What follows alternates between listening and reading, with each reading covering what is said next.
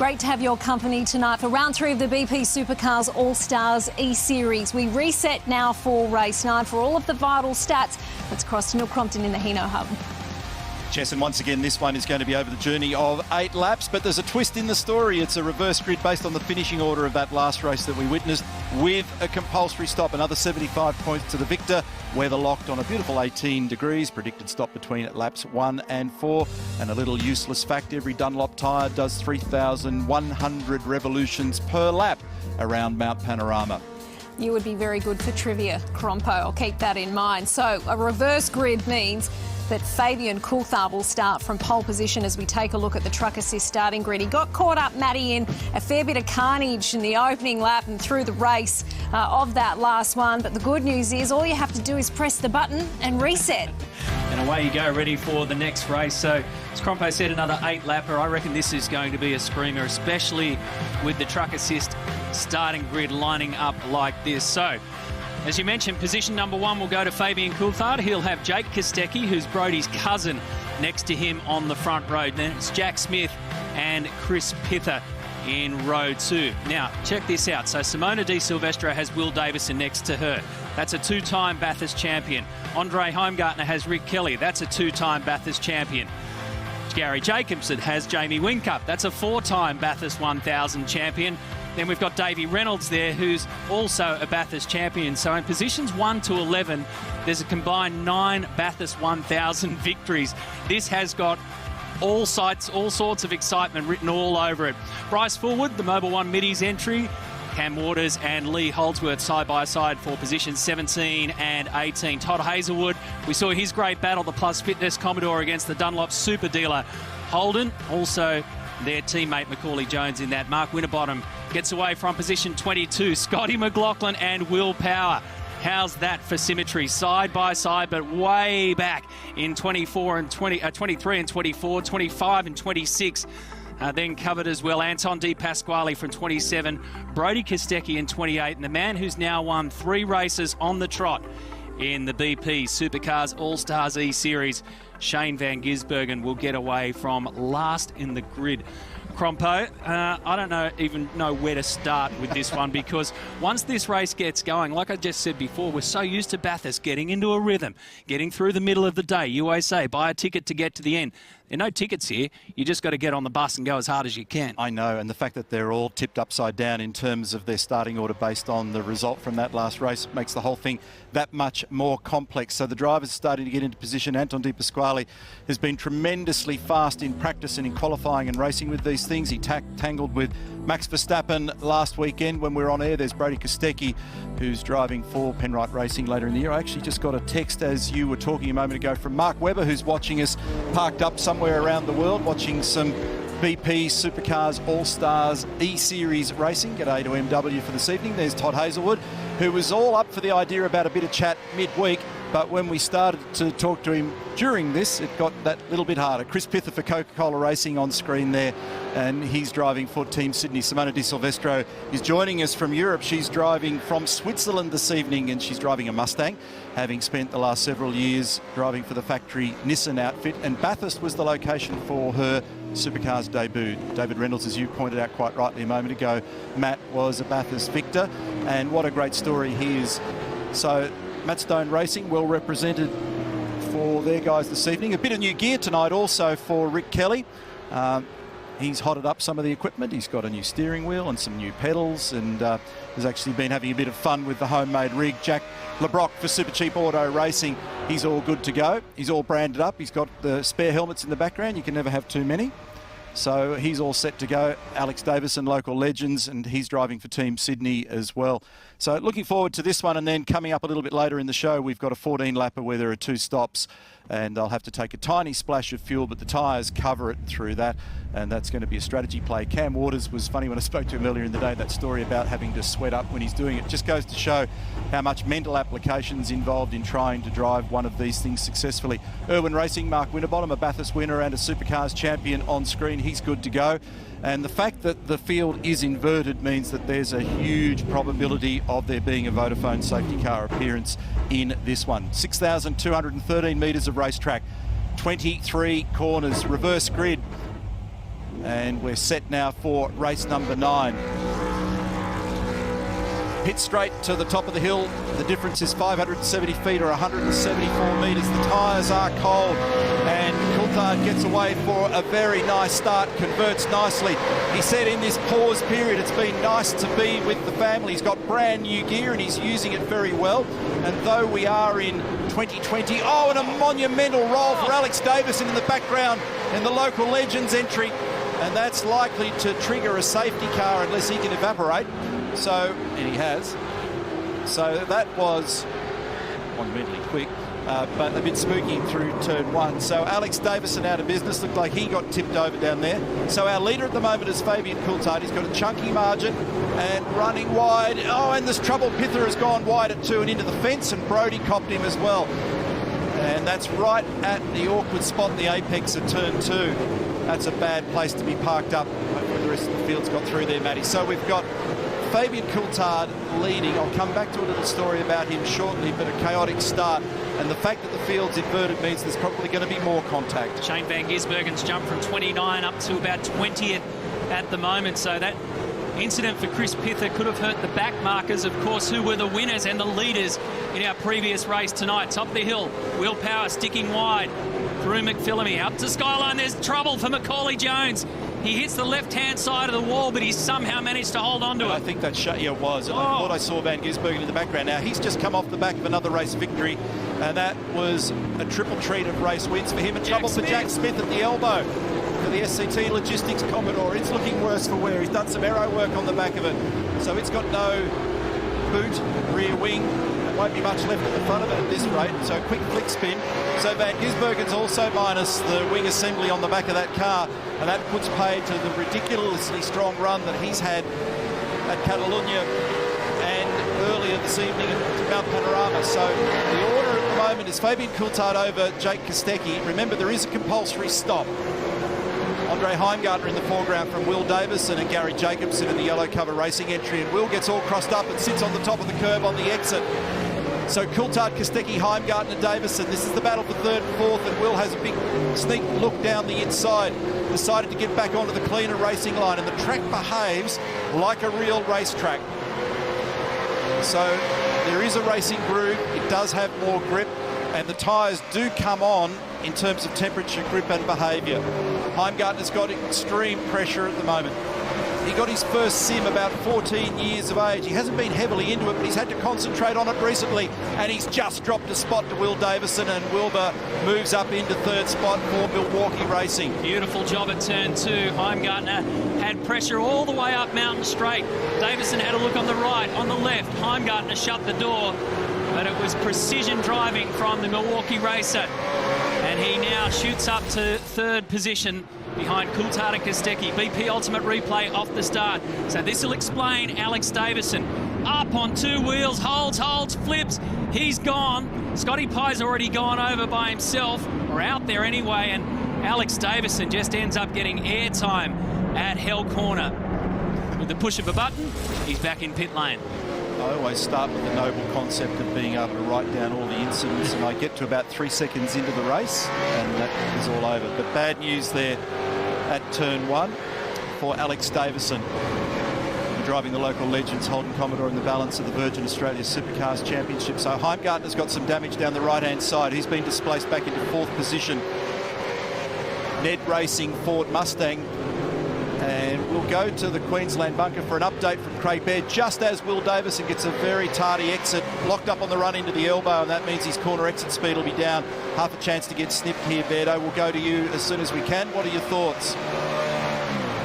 Yeah, we saw Shane van Gisbergen get turned around going off Skyline, so Thomas Randall, car 49, will get a drive-through penalty for avoidable contact. Thank you for that. So that's the reason why Shane van Gisbergen is pointing in the wrong direction.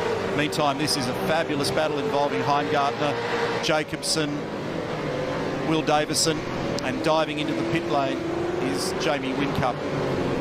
Now, the Ned Whiskey crew have actually also come up with an inventive solution to help in this crisis at the moment as well. So they've converted some of their manufacturing capability to being able to produce sanitizer. So the good news for Andre tonight is his hands are very clean and safe, and Ned Whiskey are doing their bit to help in this crisis at the moment. He might have to be handsy right here because he's now got another big handful of Will Davison and again Gary Jacobson up Mountain Straight.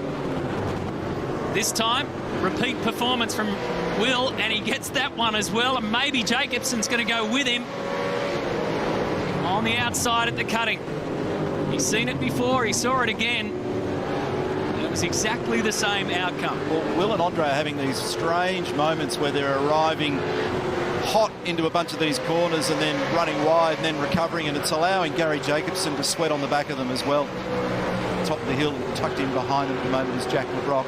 Now, remembering that there's a compulsory stop in this one, we've already seen roughly half the field have actually taken their stop, and the leader of that queue is actually Jamie Whincup at the moment, as we pick up Lee Holdsworth and truck assist entry, and Scott McLaughlin, who came into the round tonight as the championship leader in the BP Supercars All Stars Eseries, and that's Chaz Mostert tucked right in behind. Lee Holdsworth, bottom right-hand corner of screen for truck assist. He joined Tickford Racing. He had a great back end of the 2019 Virgin Australia Championship season. He's got his hands full at the moment, and you can see he's got full wraparound vision in his simulator, so he's got a full view of exactly where McLaughlin is and how he was able to make that pass stick. And now his old teammate Chaz Mostert's on the attack here as well. Lee's given it away to come in and grab some fresh Dunlop tyres. So Coulthard's lead, 2.1 seconds over Jake Kostecki. Cam Waters, 8 seconds back from the leader. There's 4 or 5 of them now in pit lane. Lights flashing means the pit lane limiter has been activated. It's cool to watch these, Crompo, isn't it? And it's a 50km/h pit lane speed limit set for the iRacing game for this evening. There's Lee Holdsworth in just as Nick Percat departs in the Dunlop Super Dealers entry, together with his teammate from Cool Drive, Macaulay Jones. Fabian Coulthard is continuing in the lead with a 2-second margin over Jake Kostecki. And yes, to answer your question, Matty, it's very cool. I've had an ordinary with an underline and a bold couple of goes in the iRacing game around Mount Panorama, and I can promise you that the behaviour of the track, the look of the circuit and the general behaviour of the car is 100% realistic. What is incredibly difficult to do is to be able to understand how to anticipate the way in which the car is going to behave, because you're minus all of the normal sensors that would drive some of those outcomes. And that's where some of the drivers have been really battling, trying to understand what the car's going to do. And you certainly, as you do in a real race car, get a reward for finesse, but there's a very fine line between pushing too hard and under-driving the cars, and trying to find that, trying to surf that edge is pretty difficult. Now, one of the other things that's interesting about tonight versus a typical trip to Mount Panorama, as we do each October, is that the game speed is up dramatically. So Anton's take on this is that the behaviour of the cars is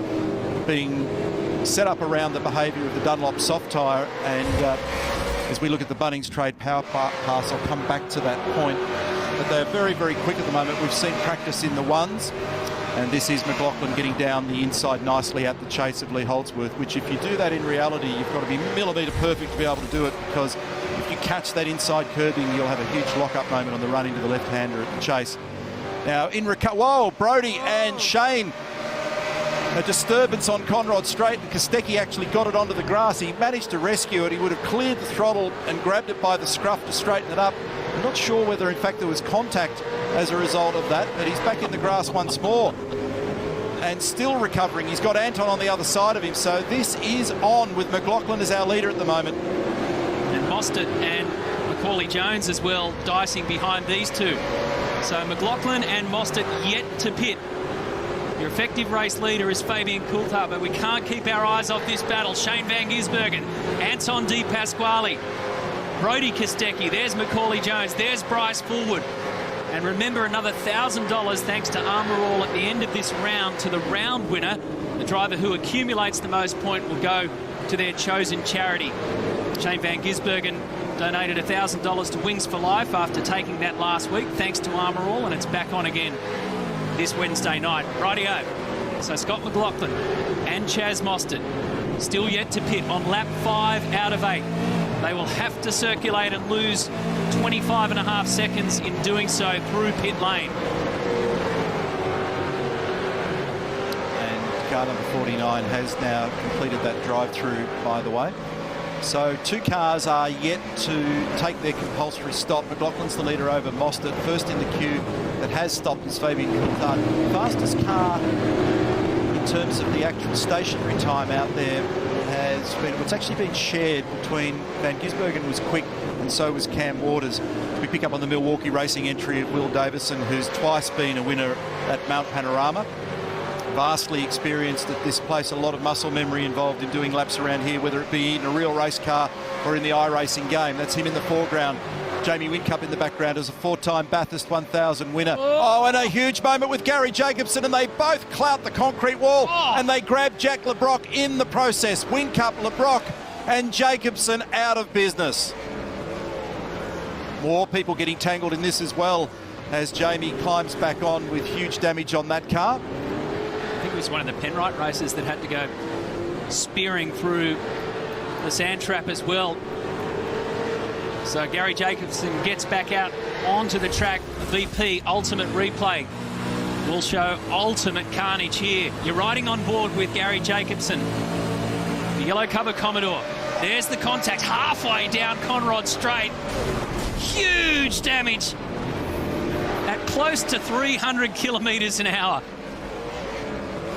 Oh, amazing. Jamie Whincup, just as Crompo was reading his credentials, 4-time champion here, done the lot, now gets to the pit. And speaking of our Pertec pit reporters, Chad and Jonathan. Well, Anton De Pasquale was one of the really big losers there. It was just bang, bang down Conrod and show over for Anton. He was running with those front guys. Hey, interesting strategy, this one from Scott McLaughlin. Typically, strategy A in the reverse grid races is to pit early. He's done the complete opposite tonight. Yeah, so Crompo, as you discussed in the Heater Hub, we were expecting these drivers to pit around laps 1 to 4, but by our championship leader staying out, he's lapping about a second quicker than his rivals at the moment, so he might come in at the second to last lap. He cannot pit on the final lap. That's against the rules. So it's either this time by or next for Scott McLaughlin, but as it stands, it's still looking good for Fabian Coulthard and also Cam Waters to potentially be on the podium. Yeah, when you stop and consider the transit time and the stationary time, boys, to be able to take on the tyres, and you look at the margins that they've got over Fabian Coulthard at the moment, it is not going to result in a race victory for Scott McLaughlin. He's going to drop down the order, probably somewhere in the order of the mid-top 10, I would imagine, there or thereabouts. So 25.5 second transit time, and Zane Goddard at the moment is 27 seconds behind Scott McLaughlin, who's in position 6. So he's come in. They go through the chase again. Will Power's in this mix.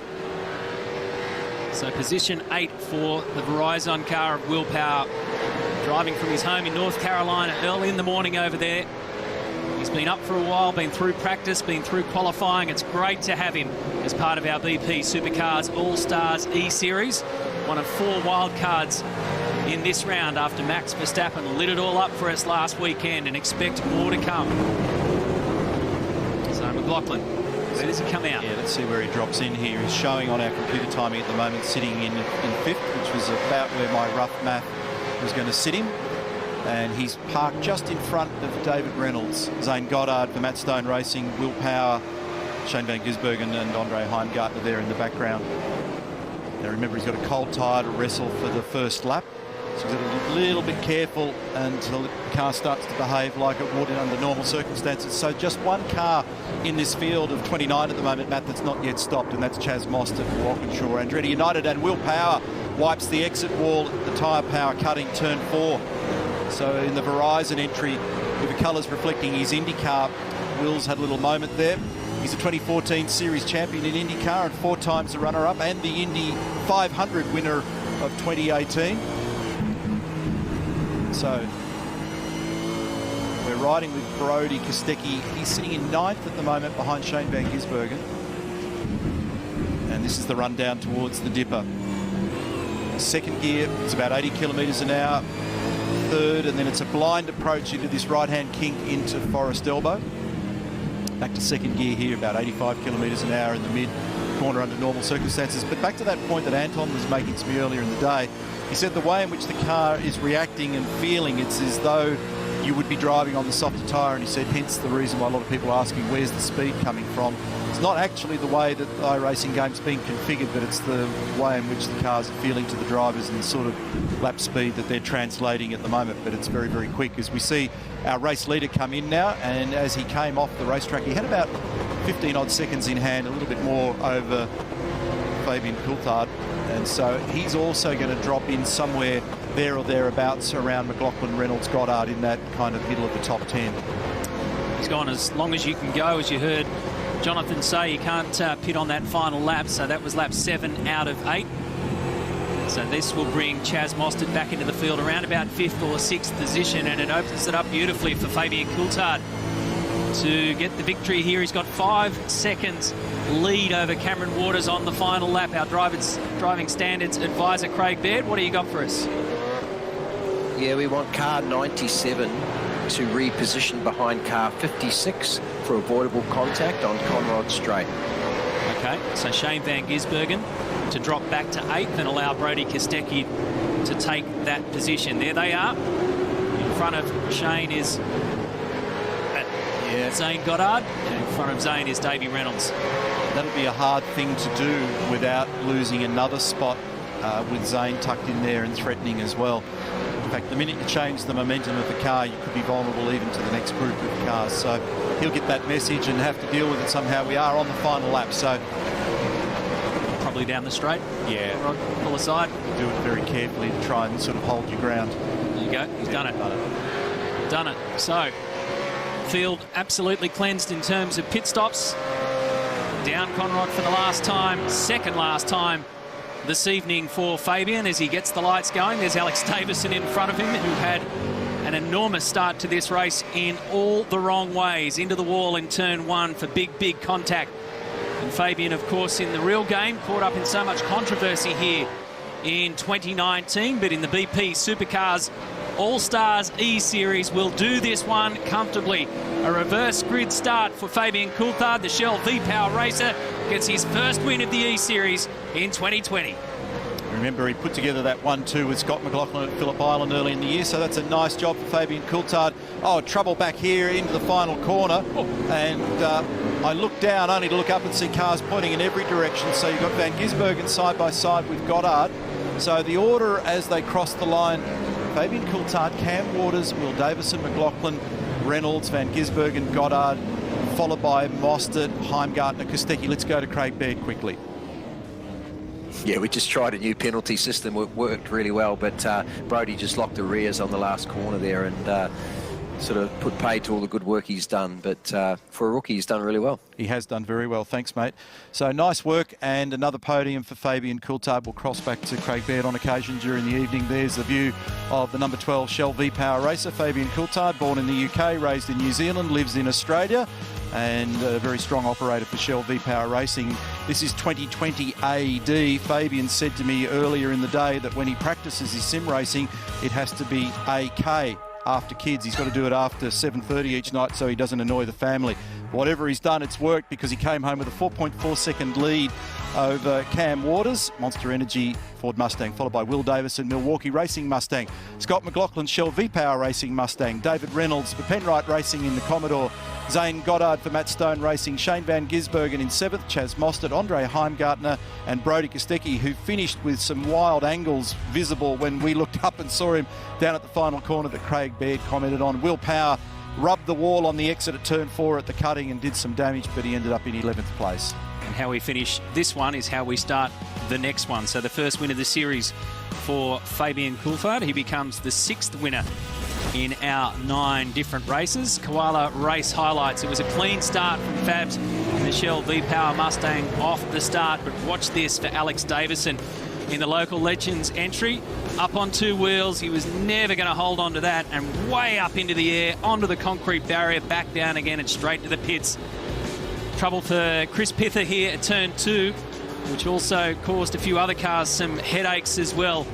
Shane Van Gisbergen up the top of the mountain, into the side of the wall, caused damage for him.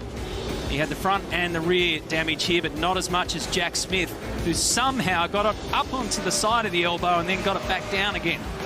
Absolutely crazy. Scotty McLaughlin on Lee Holdsworth. That was a beautiful move entering the chase. This one was not so much, but Brodie Kostecki made a bit of a habit on this lap of holding on to it after having a few excursions out onto the grass. Car 35, you're riding on board there with Gary Jacobson, who makes heavy contact with Jamie Whincup. Jack LeBrock caught up in it as well, and Anton De Pasquale. So after they got through the compulsory pit stop, Fabian Coulthard had clean air and gets his first win of the BP Supercars All Stars Eseries, and one more to go. The next one, 14 laps. Indeed, and he'll start from pole position for that one. So can he make it 2 from 2? Let's chat with Fabian Coulthard now in our Coopers Live chat. Hey, Fabs, congratulations. A Bathurst winner in our E-Series. You probably have to keep the celebrations quiet tonight, though. The pit crew are in bed already? Yeah, the pit crew are asleep, so, you know, they've been hard on my strategy and things like that, but I have to be kind of quiet in the room next door. But obviously, we've got another race to go. Got to save the celebrations and the champagne drinking till after the next race. But it's a lot of fun. So tell us, you'll start from pole position for this next one. It's a longer race. We have seen some absolute carnage on the opening laps. How do you stay out of that? You start on pole, hopefully. So, you know, that'll get us out of the carnage, and we just need to get off the line well. But, yeah, it's been a bit of a feature of all these races. Has been a little bit of carnage, so hopefully we'll be out of it in this. Well, good luck. Great to chat with you. Have fun tonight. We can't wait for the final race. That is